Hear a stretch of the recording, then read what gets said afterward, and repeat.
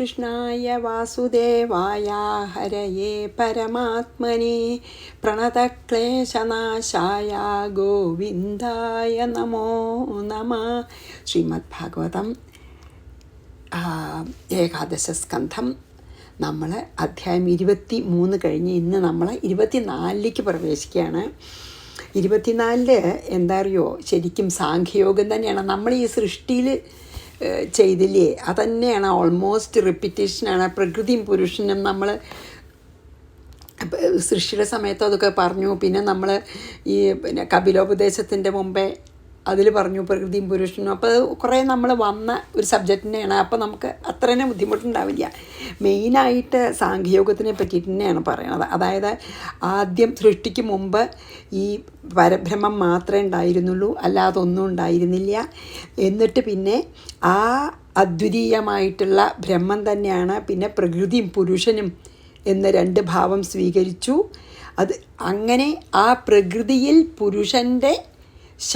പുരുഷൻ്റെ ചൈതന്യം നൽകിയിട്ടാണ് ഈ കാണുന്ന ദൃശ്യവസ്തുക്കളെല്ലാം ഈ പ്രകൃതിയിൽ നിന്നുണ്ടായതാണ്. പക്ഷേ പുരുഷൻ്റെ സഹായത്തോടെ, അതാണല്ലോ പുരുഷൻ പ്രകൃതി മായയിലേക്ക് ഈക്ഷണം ചെയ്തുല്ലോ. അപ്പോഴല്ലേ ഈക്ഷണം ചെയ്തിട്ട് എനർജി കൊടുക്കുകയാണല്ലോ. അപ്പം അങ്ങനെ പുരുഷൻ്റെ എനർജി കൊണ്ടാണ് ഈ പ്രകൃതിയിൽ നിന്നാണ് ഈ കണ്ട വസ്തുക്കളെല്ലാം ഉണ്ടായത്. മണ്ണുകൊണ്ടാണ് അനേകം സാധനങ്ങൾ ഉണ്ടാക്കിയത് അല്ലേ. അതിൽ മണ്ണ് മാത്രമല്ലേ ശരിക്കുള്ളൂ. അതുപോലെ ബ്രഹ്മത്തിൽ തന്നെ ഉറങ്ങിക്കിടക്കുന്ന പ്രകൃതിയിൽ നിന്നാണ് ഇതൊക്കെ ഉണ്ടായത്. പിന്നെ അതായത് നമുക്ക് സത്യം പറഞ്ഞു വെച്ചാൽ ഭഗവാന്റെ ശക്തി തന്നെയാണ് പ്രകൃതി മായ. അപ്പോൾ ഭഗവാൻ കാരണം, പിന്നെ മായ കാര്യം, അല്ലെങ്കിൽ മായയിൽ കൂടി ഈ പ്രപഞ്ചം, കാര്യമായിട്ടുള്ള പ്രപഞ്ചം ഉണ്ടായി. ഭഗവാനാണ് കാരണം, മായയിൽ കൂടി കാര്യമായ പ്രപഞ്ചം, കാരണവും കാര്യവും അതാണ്. പിന്നെ നമ്മളിപ്പോൾ കണ്ടുല്ലോ, മഹത്തത്വമാണ് ആദ്യം ഉണ്ടായത്. ഗുണങ്ങൾ ശോഭിച്ചു അല്ലേ, സത്വരജസ്തമോ ഗുണങ്ങൾ ശോഭിച്ചു. ഭഗവാൻ ഈക്ഷണം ചെയ്തപ്പോൾ, എനർജി കൊടുത്തപ്പോൾ, അപ്പോൾ അതിൻ്റെ സമതുലിതാവസ്ഥ നഷ്ടപ്പെട്ടു. അപ്പം മഹത്വത്വം ഉണ്ടായി, അതിൽ അഹങ്കാരം ഉണ്ടായി. അഹങ്കാരം 3 പിരിഞ്ഞു. നമ്മളെ ഓർമ്മയില്ലേ അതൊക്കെ. സാത്വിക അഹങ്കാരത്തിൽ നിന്ന് പിന്നെ ഈ എല്ലാ ഇന്ദ്രിയങ്ങളുടെയും അധിഷ്ഠാന ദേവതകളും അന്ധക്കരണം ഉണ്ടായി. അപ്പോൾ 14 അധിഷ്ഠാന ദേവതകളും അന്ധക്കരണവും, അതായത് മനസ്സ്, ചിത്തം, ബുദ്ധി, അഹങ്കാരം, ഇതൊക്കെ സാത്വിക അഹങ്കാരത്തിനുണ്ടായി. രാജസ അഹങ്കാരത്തിൽ നിന്ന് കർമ്മേന്ദ്രിയവും ജ്ഞാനേന്ദ്രിയവും 10 5 ഉണ്ടായി. പിന്നെ തമോ ഗുണാഹങ്കാരത്തിൽ നിന്നാണ് ശബ്ദം, ആകാശം, സ്പർശം, വായു, രൂപം, അഗ്നി, രസം, ജലം, ഗന്ധം, ഭൂമി, അങ്ങനെ തന്മാത്രകളും പഞ്ചഭൂതങ്ങളും ഉണ്ടായി. ഇത് പിന്നെ ഇതെല്ലാം കൂടി ചേർന്ന് കുറേ നേരം ഒന്നുമില്ലാതെ അങ്ങനെ കിടന്നു. കുറച്ച് കഴിഞ്ഞപ്പോൾ ഭഗവാന്റെ തന്നെ, അല്ലെങ്കിൽ ഈ ബ്രഹ്മത്തിൻ്റെ തന്നെ ശക്തി കൊണ്ട് ബ്രഹ്മാണ്ടം ഉണ്ടായി അല്ലേ. ഒരു അണ്ടം പോലെ ഉണ്ടായി അല്ലേ, മുട്ട പോലെ. എന്നിട്ട് ആ മുട്ട 14 വിഭജിച്ചു. അതിൽ മുഴുവൻ നിറഞ്ഞു നിൽക്കുന്ന ഭഗവാനും അതിൻ്റെ ചൈതന്യമായി നിൽക്കുന്ന ഹിരണ്യഗർഭൻ, അതാണ് ആദ്യത്തെ ബ്രഹ്മാവ് എന്നൊക്കെ പറഞ്ഞില്ലേ നമ്മളല്ലേ. അങ്ങനെ സൃഷ്ടിക്രമത്തൊക്കെ വിവരിക്കുന്നത് തന്നെയാണ് അതിൽ ഇനി വരണത്. മാത്രമല്ല ഇതൊക്കെ കഴിഞ്ഞ് പ്രളയത്തിൻ്റെ സമയത്ത് ഈ റിവേഴ്സ് ഓർഡറിൽ ഇപ്പം എങ്ങനെയാണ് സൃഷ്ടി ഉണ്ടായത്. ഗുണങ്ങൾ, മഹത്തത്വം, അഹങ്കാരത്തിൽ നിന്ന് ഇതൊക്കെ ഉണ്ടായി ബ്രഹ്മാണ്ടം അല്ലേ. അത് കഴിഞ്ഞ് തിരിച്ച് പ്രളയത്തിൻ്റെ സമയത്തും ഇത് റിവേഴ്സ് ഓർഡറിൽ പോവും ഇതൊക്കെ. അതായത് ഭൂമി ഗന്ധത്തിൽ ലയിക്കും, ഗന്ധം ജലത്തിൽ, ജലം രസത്തിൽ, രസം അഗ്നിയിൽ, അഗ്നി രൂപത്തിൽ, രൂപം പിന്നെ വായുവിൽ, വായു സ്പർശത്തിൽ, സ്പർശം ആകാശത്തിൽ, ആകാശം ശബ്ദത്തിൽ ലയിക്കും, ശബ്ദം തമോ ഗുണാഹങ്കാരത്തിൽ ലയിക്കും. ഈ 3 അഹങ്കാരങ്ങളും കൂടി മഹത്വത്തിൽ ലയിക്കും, മഹത്തത്വം മായയിൽ ലയിക്കും, മായ ഭഗവാനിൽ ലയിക്കും. അങ്ങനെ തിരിച്ചു പോവും. അങ്ങനെയാണ് അതൊക്കെയാണ് അതിൽ പറയണത്. അപ്പോൾ ശരിക്ക് ബ്രഹ്മം മാത്രമേ സൃഷ്ടിക്ക് മുമ്പ് ഉണ്ടായിരുന്നുള്ളൂ. പിന്നെ ബ്രഹ്മം തന്നെയാണ് പ്രപഞ്ചാകാരമായി നിൽക്കുന്നത്. പ്രളയം കഴിഞ്ഞാൽ ബ്രഹ്മം മാത്രമേ ഉള്ളൂ. അപ്പോൾ എന്താ അതിൽ പറഞ്ഞു കൊണ്ടുവരണം വെച്ചാൽ, ഇവിടെ ബ്രഹ്മം മാത്രമേ ഉള്ളൂ. മറ്റതൊക്കെ ബ്രഹ്മത്തിൽ സൂപ്പർ ഇമ്പോസ് ചെയ്ത ഇമാജിനേഷനാണെന്ന്. ശരിക്കും കയറ് മാത്രമേ ഉള്ളൂ. നമ്മളെ പാമ്പിനെ അതിൽ സൂപ്പർ ഇമ്പോസ് ചെയ്യുകയാണ്, എന്നിട്ട് പാമ്പുണ്ടായി വിചാരിക്കുകയാണ്. അത് റിയലായി തോന്നും അപ്പോൾ അല്ലേ, റിയലായി തോന്നുന്നു ചെയ്യും. നമുക്ക് പാമ്പാന്ന് വിചാരിക്കുന്നിടത്തോളം കാലം പേടിച്ച് അല്ലേ. അതേപോലെ ശരിക്കും ബ്രഹ്മം മാത്രമേ ഉള്ളൂ. അതിലത്തെ ഒരു സൂപ്പർ ഇമ്പോസിഷനാണ് ഏത്, അധ്യാസമാണ് ഏത്, ഈ ജഗത്ത്. അപ്പോൾ ആ അധ്യാസത്തിന് മുമ്പും ബ്രഹ്മം മാത്രമേ ഉള്ളൂ, അധ്യാസത്തിൻ്റെ സമയത്തും ശരിക്കും ബ്രഹ്മം മാത്രമേ ഉള്ളൂ നമുക്ക് തോന്നുന്നുണ്ടെങ്കിലും അത് നശിച്ച് ആ അധ്യാസം ഇല്ലാണ്ട് ആയാലും ബ്രഹ്മം മാത്രമേ ഉള്ളൂ. അത് ആ കയറിൻ്റെ പിന്നെ ഉദാഹരണം വളരെ ഹെൽപ്ഫുള്ളാണത്. കയറ് മാത്രമേ ശരിക്കും ഉണ്ടാവുന്നുള്ളൂ അല്ലേ. പിന്നെ പാമ്പാണെന്നുള്ള തോന്നൽ കുറച്ച് നേരം ഉണ്ടായി. അപ്പം നമുക്ക് പാമ്പന്നെ തോന്നി, പേടിച്ചു. അത് കഴിഞ്ഞ് ആ പാമ്പാന്നുള്ള തോന്നൽ കഴിഞ്ഞപ്പോൾ കയറ് മാത്രമേ ഉള്ളൂ. അതേപോലെയാണ് ബ്രഹ്മം മാത്രമേ ശരിക്കുള്ളൂ. അതിൽ ഈ ജഗത്തുണ്ടെന്ന് തോന്നുകയാണ്, അധ്യാസം എന്ന് പറയും, സൂപ്പർ ഇമ്പോസ് ചെയ്യാണ്. അത് കുറച്ച് നേരം അത് തോന്നും, അല്ലെങ്കിൽ പ്രളയം വരെ. അത് കഴിഞ്ഞാലും ബ്രഹ്മം മാത്രമേ ഉള്ളൂ. അപ്പോൾ എന്താണ് ഇതിൽ പറഞ്ഞു കൊണ്ടെന്ന് വെച്ചാൽ ഇവിടെ ബ്രഹ്മം മാത്രമേ ഉള്ളൂ. അതും സാഖ്യയോഗം കൊണ്ട് പറയുകയാണ്. അപ്പോൾ നമുക്ക് കുറേ ഫെമിലിയർ ആയിട്ടുള്ള കാര്യങ്ങൾ ഇതിൽ പറയട്ടോ. അപ്പോൾ നമുക്ക് ആദ്യത്തെ ശ്ലോകത്തിലേക്ക് പോവാം കേട്ടോ. അതായത് എല്ലാം ഈ പരമാത്മാവിൽ നിന്നുണ്ടായതാണ്. ഉണ്ടാവുന്നതൊക്കെ നശിക്കുകയും ചെയ്യും ഇല്ലേ. എന്തുണ്ടായാലും നമ്മൾ കണ്ടിരുന്നു എന്തെങ്കിലും നശിക്കാതെ. അപ്പം അത് നശിച്ചാൽ പിന്നെ പരമാത്മാവ് തന്നെ ഉള്ളൂ എന്നാണ്. അപ്പം ശരിക്കും സത്യമായിട്ട് അത് മാത്രമേ ഉള്ളൂ എന്നാണ്, നിത്യസത്യമായിട്ട്. അതാണ് പറയാൻ പോണം. ഇനി ശ്രീ ഭഗവാൻ വാച ആദ്യത്തെ ശ്ലോകത്തിലേക്ക് പോവാം. 24 ഓം നമോ ഭഗവതേ വാസുദേവായ, പിന്നെ ഏകാദശ സ്കന്ധം 24 അധ്യായം 1 ശ്ലോകം. ശ്രീ ഭഗവാൻ വാച അഥ തേ സംപ്രവക്ഷ്യാമി സാഖ്യം പൂർവൈർവിനിശ്ചിതം തദ്വിജ്ഞായ പുമാൻ സദ്യോ ജഹ്യാദ്വൈകകൽപ്പികം ഭ്രമം.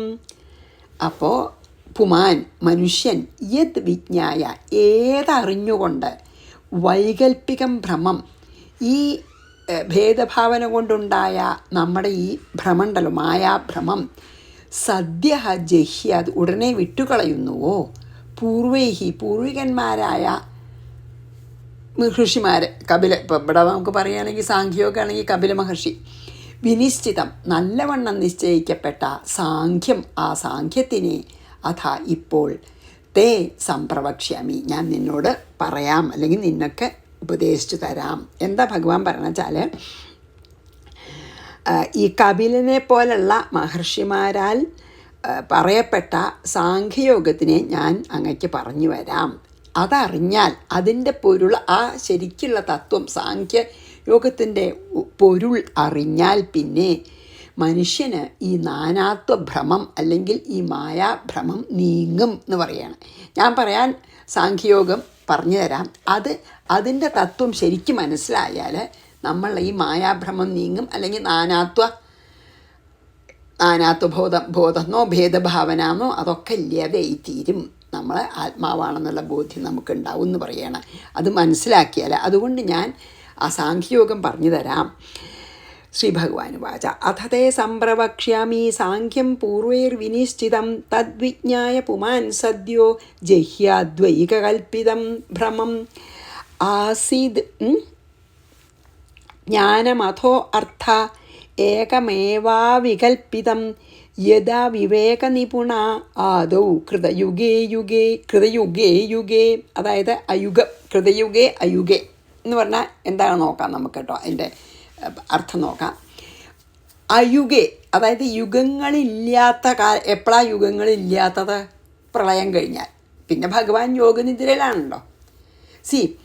ഇങ്ങനെ യുഗങ്ങൾ വന്നുകൊണ്ടേയിരിക്കുകയാണ് കണ്ടിന്യൂസ് ആയിട്ട്. കുറച്ച് കാലം ഇല്ലാണ്ടേ ഇരിക്കും. എന്താ പറയുക, മഹാപ്രളയം കഴിഞ്ഞാൽ, ബ്രഹ്മാവിൻ്റെ ആയുസ് കഴിഞ്ഞാൽ പിന്നെ കുറച്ച് കാലം ഭഗവാൻ യോഗനിദ്രയിലാണ്. പിന്നെ ഭഗവാൻ ആദ്യ ലീലകളാണെന്ന് തോന്നണ വരെ, പിന്നെ ആദ്യം മായയിലേക്ക് നോക്കി, അങ്ങനെയാണല്ലോ.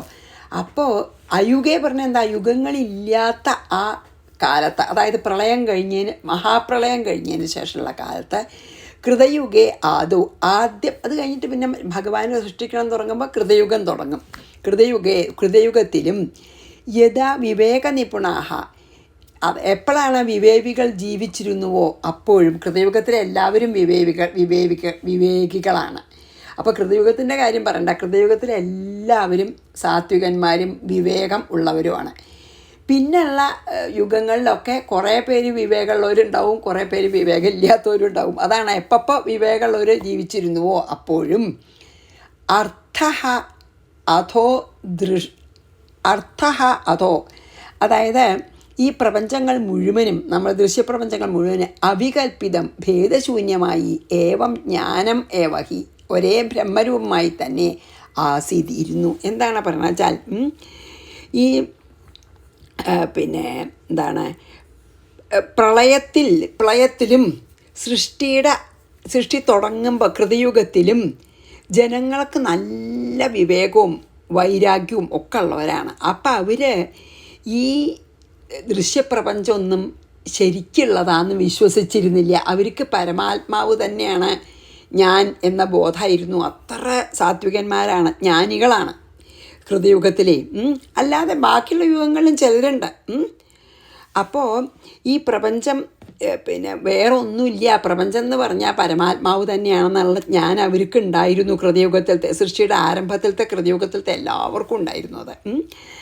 അപ്പോൾ പരമാത്മാവ് മാത്രം ഉണ്ടെന്നാണ് എല്ലാവർക്കും മനസ്സിലാക്കാൻ സാധിച്ചിരുന്നു. അത് ഈ പിന്നെയുള്ള ഇതുപോലെയല്ല. അപ്പോൾ ആരംഭത്തിൽ ഏറ്റവും ആദ്യം തികച്ചും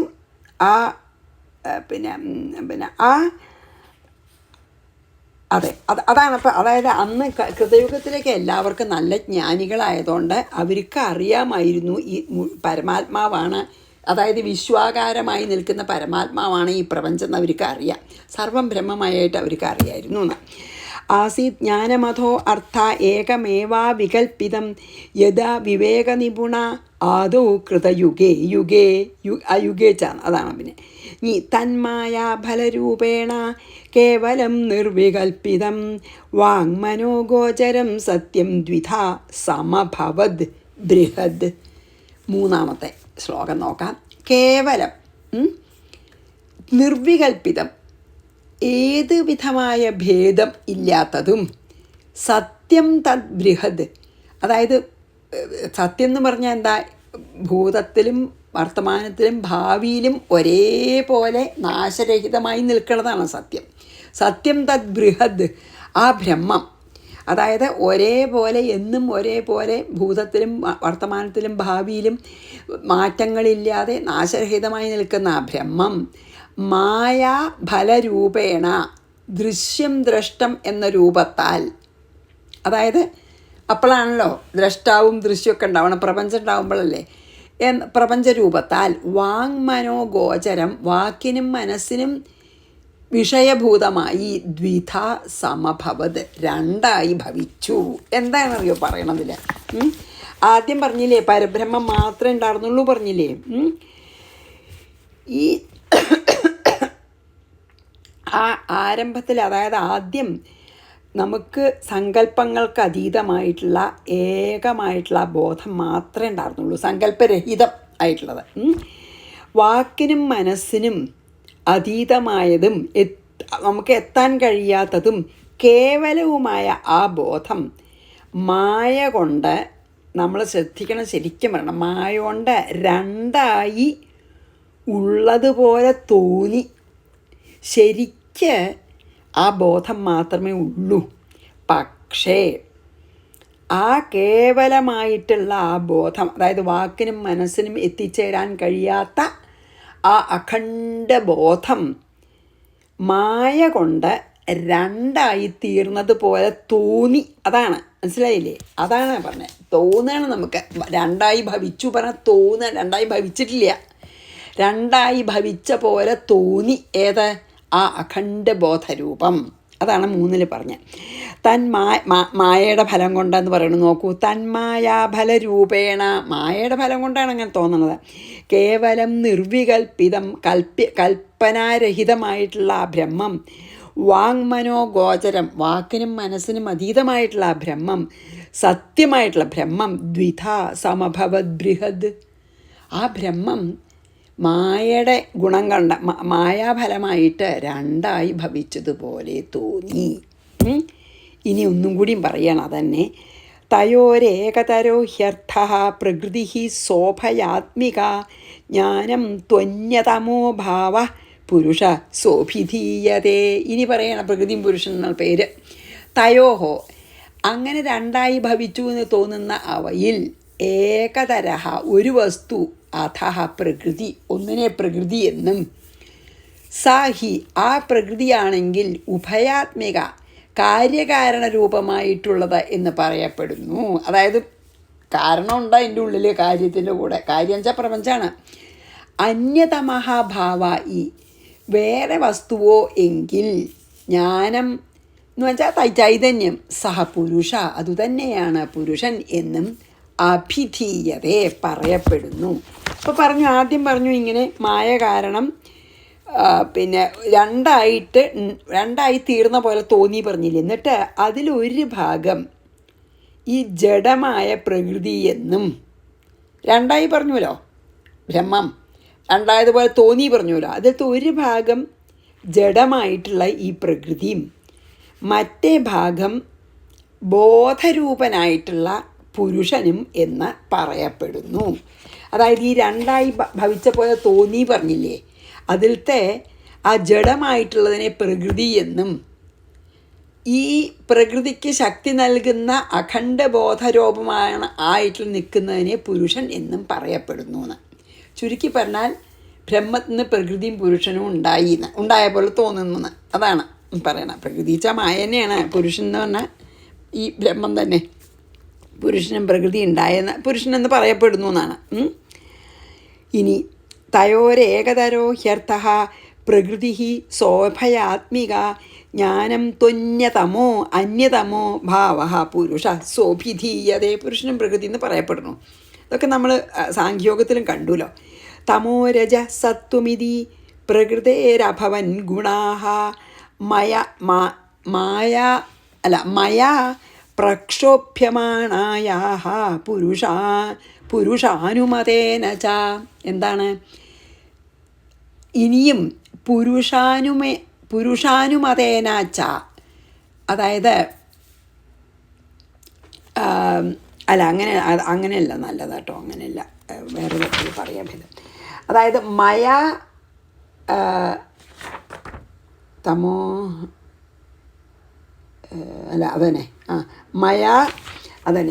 മയാ പ്രക്ഷോഭ്യമാണായാഹ പ്രകൃതേഹേ, അതായത് എന്നാൽ ക്ഷോഭിപ്പിക്കുക. അതായത് ഭഗവാൻ ഈക്ഷണം ചെയ്തുല്ലോ, അപ്പോൾ ക്ഷോഭിക്കപ്പെട്ട പ്രകൃതേഹേ മായയിൽ നിന്ന് പുരുഷാനുമതേന എന്താണ് തമോരജ സത്വം ഇതി ഗുണഃ അഭവൻ. അപ്പം എന്താ അറിയോ, ഇങ്ങനെ ഈ പ്രകൃതിയും പുരുഷനും ഉണ്ടായി പറഞ്ഞു. എന്നാൽ മീൻസ് പുരുഷൻ ഈക്ഷണം ചെയ്തപ്പോൾ അല്ലെങ്കിൽ ഈക്ഷണം ചെയ്തപ്പോൾ മായ ക്ഷോഭിച്ചു. എന്നിട്ട് ആ മായയുടെ ഗുണങ്ങൾ സന്തുലിതാവസ്ഥയിലായിരുന്ന ഗുണങ്ങളുടെ സന്തുലിതാവസ്ഥ നഷ്ടപ്പെട്ട് സത്വരജസ്തമോ ഗുണങ്ങളൊക്കെ പിന്നെ ഏറ്റക്കുറച്ചിലുണ്ടായി. ഒപ്പായിട്ട് നിൽക്കുകയായിരുന്നു, മൂന്നും സമമായിട്ട് നിൽക്കുകയായിരുന്നു. ഇപ്പോൾ ഈ ഭഗവാൻ എനർജി കൊടുത്തപ്പോൾ ഈക്ഷണം ചെയ്തപ്പോൾ മായ ക്ഷോഭിച്ചു. എന്തുകൊണ്ടാണ് ക്ഷോഭിച്ചാൽ സത്വരജസ്തമോ ഗുണങ്ങളുടെ ഏറ്റക്കുറച്ചിലുകൾ വന്നു. അതിനാണ് ക്ഷോഭിക്കുക പറഞ്ഞ. ത്രിഗുണങ്ങൾ വേറെയായി ഒന്നിച്ച് നിൽക്കുകയായിരുന്നു ഈക്വലായിട്ട്. അപ്പോൾ ഒരു ഇതുമില്ല, ഒന്നും നടക്കണില്ല. അതിൻ്റെ ഏറ്റക്കുറച്ചിലായപ്പോൾ ത്രിഗുണങ്ങളായിട്ട് ഇങ്ങോട്ട് പിരിഞ്ഞു, സത്വരജസ്തമോ ഗുണങ്ങളായിട്ട് പിരിഞ്ഞു. അത് അല്ലെങ്കിൽ അതായത് ഭഗവാന്റെ ഇച്ഛക്കാരനാണ്. ഭഗവാന് ലീലകളാടാൻ ആയിന്ന് തോന്നപ്പോൾ തന്നിൽ തന്നെ ഉള്ള പ്രകൃതിയെ നോക്കി ഈക്ഷണം ചെയ്തു. അപ്പം ഈക്ഷണം ചെയ്താൽ എനർജി കൊടുത്തു. അപ്പം പ്രകൃതി ക്ഷുഭിതയായി. അപ്പോഴാണ് സത്വരജസ്തമോ ഗുണങ്ങളൊക്കെ വേർതിരിഞ്ഞ് വന്നു. അതായത് ഭഗവാന്റെ ഇഷ്ടം അനുസരിച്ചിട്ട് തന്നെയാണ്. അതാണ് ഇതിൽ പറഞ്ഞത്. പുരുഷാനുമതേന ച, ഭഗവാന്റെ ഇച്ഛ അനുസരിച്ചിട്ട് അങ്ങനെ ഈ ത്രിഗുണങ്ങളുണ്ടായി. ഇനി അപ്പം നമുക്ക് 4 വായിച്ച് എത്രയായി സമയം? 4 വായിച്ച് നമുക്ക് 5ലേക്ക് പോവാം കേട്ടോ. അല്ല 5 വായിച്ച് 6ലേക്ക് പോവാം. തമോരജസത്വമിതി പ്രകൃതേര. ഇപ്പം ഗുണങ്ങൾ സത്വരജസ്തമോ ഗുണങ്ങളെ വേർതിരിഞ്ഞു, മഹത്തത്വം ഉണ്ടായിട്ടില്ല. ഇനി അതാണ് തമോരജസത്വമിതി പ്രകൃതേരഭവൻ ഗുണാഹ മായ പ്രക്ഷോഭ്യമാണായാഹ പുരുഷാനുമതേന ച 6 തേഭ്യ സമഭത് സൂത്രം. ഇനിയാണ് സൂത്രം, അതായത് മഹത്തത്വം. തേഭ്യ സമഭവത് സൂത്രം മഹാൻ സൂത്രേണ സംയുത തതോ വികുർവതോ ജാതോ യോഹങ്കാരോ വിമോഹന. ഈ മഹത്തത്വം അഹങ്കാരം ഉണ്ടാവുന്നതാണ് 6 പറയണത്. തേഭ്യ അവകളിൽ നിന്ന്, അതായത് സത്വരജസ് തമോ ഗുണങ്ങളിൽ നിന്ന് സൂത്രം, അതാണ് ശരിക്കും മഹത്തത്വമാണ്. പിന്നെ എന്താണ് ആ കോൺഷ്യസ്നെസ്, അതിൽ നിന്നാണ് പിന്നെ എല്ലാം ഉണ്ടാവണത്. അതായത് ക്രിയാശക്തി ഉണ്ട് ആ സൂത്രത്തിന്. മഹത്തത്വത്തിന് ക്രിയാശക്തി ഉണ്ട്. ആ മഹത്തത്വവും സൂത്രം എന്ന് പറഞ്ഞാൽ മഹത്തത്വമാണ്. സൂത്രേണ സംയുത, ആ സൂത്രത്തോടു കൂടിയ മഹാൻ ജ്ഞാനശക്തിയോട് കൂടിയ മഹത്തത്വവും, അതായത് ക്രിയാശക്തിയും പിന്നെ ജ്ഞാനശക്തി ഉണ്ട് മഹത്തത്വത്തിന്, സമഭവത് ഉണ്ടായി. അപ്പം എന്താ പറഞ്ഞാൽ, ആദ്യം ഭഗവാൻ ഈക്ഷണം ചെയ്തപ്പോൾ ഈ സത്വരജസ്തമോ ഗുണങ്ങളുടെ ഏറ്റക്കുറച്ചിലുണ്ടായിട്ട് അത് 3 അങ്ങോട്ട് പിരിഞ്ഞ് വന്നു. ആ സത്വരജസ്തമോ ഗുണങ്ങളിൽ നിന്ന് ഈ മഹത്തത്വം എന്ന ഇതുണ്ടായി. മഹത്തത്വത്തിന് ജ്ഞാനശക്തിയും ക്രിയാശക്തിയും ഉണ്ട്. അങ്ങനെയുള്ള മഹത്തത്വം ഉണ്ടായി. വികുർവതഃ, എന്നിട്ട് ആ മഹത്തത്വത്തിന് വികാരം സംഭവിച്ചപ്പോൾ ഒക്കെ ഈ ചൈതന്യം കൊടുത്തിട്ടാണ് കേട്ടോ. ഭഗവാന്റെ ചൈതന്യം പിന്നിലുണ്ട് എല്ലപ്പോഴും, പുരുഷൻ എപ്പോഴും പിന്നിലുണ്ട്. അങ്ങനെ മഹത്വത്തിന് ജ്ഞാനശക്തിയും ക്രിയാശക്തിയും ഉണ്ടോ പറഞ്ഞുവല്ലോ, അതിൽ നിന്ന് പിന്നെ അഹങ്കാരം ഉണ്ടാവുകയാണ്. അതാ ആ മഹത്തത്വത്തിൽ നിന്നും വിമോഹന, ജീവൻ്റെ ഭ്രമത്തിനു കാരണമായ അഹങ്കാരമാണ് പിന്നെ എല്ലാറ്റിനും കാരണേ. യഹ അഹങ്കാര, ഏതൊരഹങ്കാരം ഉണ്ടോ ജാത, അതുമുണ്ടായി. അപ്പോൾ കൃത്യമായിട്ടും സൃഷ്ടി പറയുന്നതാണ്. ഭഗവാൻ ലീലകളാണെങ്കിലും തോന്നിയപ്പോൾ തൻ്റെ തന്നെ ശക്തിയായ പ്രകൃതിയിൽ പിന്നെ എന്താണ് ശക്തി കൊടുത്തു. അപ്പോൾ അതിൻ്റെ സമന്വയത്വരിതാവസ്ഥ നഷ്ടപ്പെട്ട് സത്വരജസ്തമോ ഗുണങ്ങളൊക്കെ ഇളകി അത് ഏറ്റക്കുറച്ചിലുണ്ടായി. അതിൽ നിന്ന് മഹത്തത്വം ഉണ്ടായി. മഹത്തത്വത്തിന് ജ്ഞാനശക്തിയും ക്രിയാശക്തി ഉണ്ടെന്ന് പറഞ്ഞു. ആ മഹത്തത്വത്തിൽ നിന്ന് പിന്നെ ഈ ലോകത്തിന് തന്നെ കാരണമായ അഹങ്കാരം ഉണ്ടായി. ഇനിയാണ് അഹങ്കാരം 3ആയി പിരിയണത്. തേഭ്യ സമഭവത് സൂത്രം മഹാൻ സൂത്രേണ സംയുത തതോ വികുർവതോ. ആ മഹത്വത്തിന് വികാരം സംഭവിച്ചിട്ടാണ് എന്തുണ്ടായത്? ജാതോ യോഹങ്കാരോ വിമോഹന.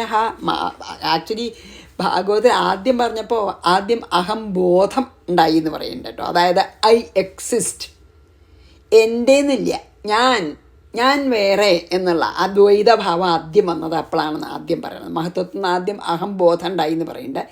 എന്നിട്ട് പിന്നെ ഇത് അഹങ്കാരമായി. അഹങ്കാരം വെച്ചാൽ എന്താ? ഞാൻ എൻ്റെ, മറ്റത് ഐ എക്സിസ്റ്റ്, ഞാനുണ്ട് എന്നുള്ളത് ആ ഉണ്മ, അതേ ഉള്ളൂ അഹംബോധം. പിന്നെ അത് അഹങ്കാരമായി. ഇതിൽ പറഞ്ഞിട്ടില്ല അത്. അപ്പം പിന്നെ അഹങ്കാരമാകുമ്പോൾ എന്താ? ഞാൻ എൻ്റെ, അതിൽ നിന്നാണ് ലോകം മുഴുവൻ ഉണ്ടായത്. ഇനി നമുക്ക് 7 വായിക്കാം കേട്ടോ. വൈകാരികസ്തൈജസശ്ച താമസശ്ചേത്യഹം ത്രിവൃദ് തന്മാത്രേന്ദ്രിയ മനസാം കാരണം ചിതചിന്മയ. അപ്പം ഈ അഹങ്കാരം ഉണ്ടായി എന്ന് പറഞ്ഞല്ലോ. അഹങ്കാരത്തിൽ നിന്ന് പിന്നെ 3 ആയിട്ട് പിരിയണത്. സാത്വികാഹങ്കാരം, രാജസാഹങ്കാരം, താമസാഹങ്കാരം. അതാണ് ഇതിൽ പറയണത്. ചിതചിന്മയ, ചൈതന്യമുള്ളതും ചൈതന്യമില്ലാത്തതുമായ അഹം തത്വം. വൈകാരിക, അതായത് ആ മഹത്തത്വത്തിൽ നിന്ന് അഹങ്കാരത്തിൽ നിന്ന് എന്താണ് പിന്നെ ആദ്യം വൈകാരികം എന്ന് പറയും. അതാണ് സാത്വികാഹങ്കാരം. വൈകാരികാഹങ്കാരം ഉണ്ടായി. പിന്നെ തൈജസാഹങ്കാരം, സെയിം തിങ് ആണ് രാജസാഹങ്കാരം. അതായത് വൈകാരിക അഹങ്കാരത്തിനെ സാത്വികാഹങ്കാരം എന്നും പറയും, തൈജസാഹങ്കാരത്തിനെ രാജസാഹങ്കാരം എന്നും പറയും, പിന്നെ താമസാഹങ്കാരവും. അതിനൊരു പേരേ ഉള്ളൂ. പിന്നെ സാത്വികാഹങ്കാരത്തിന് വൈകാരികം എന്നൊരു പേരും കൂടി ഉണ്ട്. പിന്നെ രാജസാഹങ്കാരത്തിന് തൈജസാഹങ്കാരം എന്നും കൂടി ഒരു പേരുണ്ട് കേട്ടോ. താമസാഹങ്കാരത്തിന് ഒരു താമസം തന്നെ ഉള്ളൂ. അങ്ങനെ 3 തരം അഹങ്കാരമായിട്ട് പിരിഞ്ഞു. തന്മാത്രേന്ദ്രിയ മനസാം, തന്മാത്രകൾക്കും ഇന്ദ്രിയങ്ങൾക്കും മനസ്സിനും കാരണം. എന്നിട്ട് പിന്നെയാണ് അതിൽ നിന്ന് അങ്ങനെ എല്ലാ സൃഷ്ടി ഉണ്ടാവണമെന്ന് പറയണം. അത് പറയണ്ടാവും ഞാൻ ആദ്യം. അപ്പോൾ 7 വരെ പറഞ്ഞാൽ എന്താണ്? അഹങ്കാരം 3ആയി പിരിഞ്ഞു. ഇനി അതിൽ നിന്ന് 3ന്നും എന്തുണ്ടാവണു എന്നനുസരിച്ചിട്ടാണ് ഈ ദൃശ്യപ്രപഞ്ചം തന്നെ ഉണ്ടാവുന്നത്. അങ്ങനെയാണ് മുഴുവൻ. അതായത് സാത്വികാഹങ്കാരത്തിൽ നിന്ന് അത് പറയാൻ പോകുന്നുണ്ട്. അധിഷ്ഠാന ദേവതകളും അന്ധകരണം ഉണ്ടായി. രാജസാഹങ്കാരത്തിന് കർമ്മേന്ദ്രിയവും ജ്ഞാനേന്ദ്രിയവും ഉണ്ടായി. താമസാഹങ്കാരത്തിന് ബാക്കിയൊക്കെ ഉണ്ടായി എന്ന് പറയുന്നു. അപ്പം നമുക്ക് 7 വായിച്ച് ഇവിടെ നിർത്താട്ടോ. വൈകാരികസ്തൈജസശ്ച താമസശ്ചേത്യഹം ത്രിവൃത്ത് തന്മാത്രേന്ദ്രിയ മനസാം കാരണം ചിതചിന്മയ. ഒക്കെ ഈ പുരുഷൻ്റെ ശക്തി കൊണ്ടാണ് കേട്ടോ ഉണ്ടാവണത്. ഇതൊക്കെ നമ്മൾ ശരിക്കും എക്സാക്ട്ലി ഇതന്നെയാണ് നമ്മൾ സൃഷ്ടിയിലും ഒക്കെ ചെയ്തത്, നാരായണീയത്തിലത്തെ സൃഷ്ടിയിലും ഒക്കെ. അത് കാരണം എല്ലാവരും ഇത് കുറച്ചൊക്കെ കേട്ടിട്ടുണ്ടാവും. പിന്നെ പല പ്രാവശ്യം ഇത് വരുന്നുണ്ടല്ലോ, മഹത്തത്വം ഉണ്ടായി, അമഹത്തത്വം അഹങ്കാരം ഉണ്ടായി. കേട്ട് നമുക്ക് ശരിക്കും അറിയില്ലെങ്കിൽ നമുക്ക് എന്തോ ഒരു ഫെമിലിയാരിറ്റി ഒക്കെ തോന്നും. അപ്പോൾ അല്ലേ, ഇപ്പോൾ തൽക്കാലം ഇവിടെ നിർത്താം. ശ്രീകൃഷ്ണ അർപ്പണമസ്തു. സർവത്ര ഗോവിന്ദനാമ സങ്കീർത്തനം. ഗോവിന്ദ ഗോവിന്ദ. ഗുരുവായൂരപ്പാ ശരണം. സമസ്താപരാധം ക്ഷമസ്വ മേ.